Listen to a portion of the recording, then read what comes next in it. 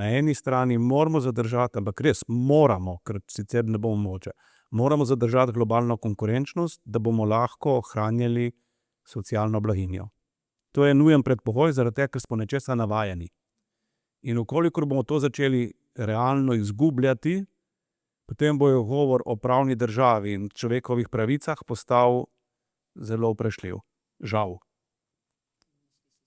Zato imunski sistem, ki bo gradil na globalni konkurenčnosti, tudi na tehnološki suverenosti, jaz sem pač inženir, ne morem mimo tega, tudi na tehnološki suverenosti, posebej na področju informacij, kjer danes nismo tehnološko suvereni, šele ko postanemo tehnološko suvereni na področju informacijskih tehnologij, lahko obvladamo lažne novice. Danes, dokler to nismo, se to ne da. Nemogoče.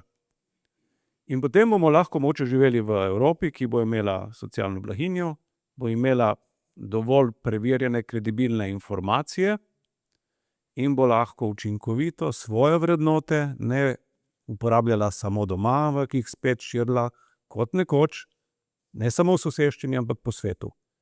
In če nam to uspe, bo širitev nekaj, o čemer se sploh ne bomo pogovarjali kot nekaj izrednega, ampak bo to samoumevno in se bo zgodila na tej poti preobrazbe Evrope. Evo, to bi si jaz želel, da se zgodi.